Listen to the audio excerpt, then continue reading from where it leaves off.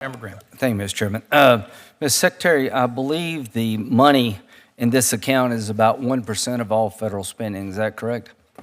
That's correct, yes. And out of that pot of money, we provide security for personnel, State Department officials all over the world, right? That's right. Have you ever seen more threats to us than you do today? Senator, we're operating in an incredibly dangerous world. so- We want to be out there. Right. So it's hard to get out there if you can't get off the compound. That's correct. So this is 1% of the federal budget. If you eliminated the entire account, you're not doing anything to balance the budget. We need OCO, in my view, for the Navy, and we need OCO for this account to deal with the threats we face, because the top line numbers, hats off to Senator Murray and Collins, is just insufficient to the threats we face. Do you generally agree with that the amount of money we're dealing with is insufficient to the threats we face? Yes, I do. Let's talk about money.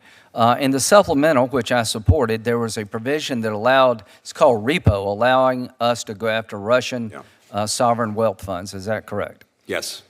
Are you having good luck in doing that? We're starting to, and first of all, I want to thank you for that. I think that was a very important initiative. Just today, the European Union came to an agreement to use the interest from these sovereign assets and to just be able to use it for Ukraine. What about the principle? So the principle is the next challenge, and we're working hard on that. I think here's where we are. My hope is that we can come to agreement at the very least on an arrangement by which the principal would in effect serve as collateral against a significant loan or bond that would free up a lot of money for the Ukrainians. Count me in, and I think all of us pushing our European allies to go after Russian assets, to open up another front, to hit Putin and his cronies in the pocketbook. So I want to help you there. Do you support Russia being designated a state sponsor of terror? So this is, I know, an ongoing conversation we've had, and one that... well, I just got a few minutes, so... Yeah, so very quickly, look, I think my perspective is this. We have and we're using many other authorities that I think are more clearly applicable. We'll talk offline. I would urge you to do this. this. We need to send a signal to Russia. We're serious at every level, and they deserve to be a state sponsor of terrorism. I got a list of people that died that's too long for me to run off, and I can't say half their names, so it's just, it's time for Putin to be labeled a state sponsor of terrorism. They've just wreaked havoc. Now let's get to the ICC. Did you reach out to the prosecutor's office about your concerns of bringing a case against Israel? Yes. Did you talk about the concept of complementarity? That's exactly what I talked about, because it's exactly as you said. My understanding of the court's intent. So I want to, we have a lot of different, I want to thank you. I want to thank President Biden for issuing a strong statement. Your statement was terrific, Mr. Secretary. Senator Schumer was very, very good. I, along with many others, engaged the ICC to engage Israel before you made a final decision. At least listen to them and see if you could find common ground. Again, I want to repeat, they were supposed to be on the ground yesterday. Is that correct, the ICC? That's my understanding, yes. And they informed the Israelis basically after the flight left, they were not coming. Is that correct? That's my understanding. And there was a CNN interview with a prosecutor general announcing the arrest warrant. Is that correct? That's my understanding, too. Which was filmed before the flight was due to leave. I believe that's... I think that's bad faith, folks.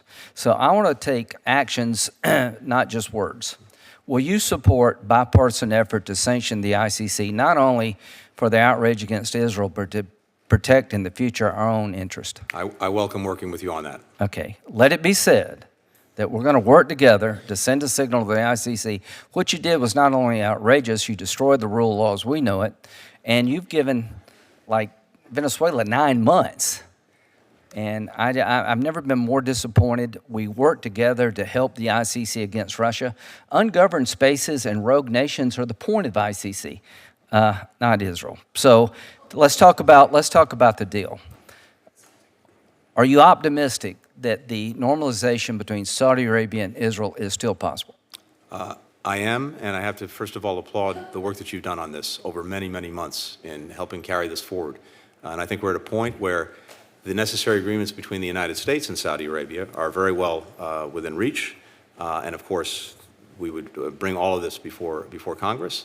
But then the question will be, if those agreements are able to be concluded, it still requires Israel to do certain things in order to proceed with normalization. I've heard the statement, the ball is about to be in Israel's court. Is that fair to say? That's my assessment, yes. Okay, so as I understand it, here's what's non-negotiable. Nobody expects Hamas to be standing militarily when this war is over, right?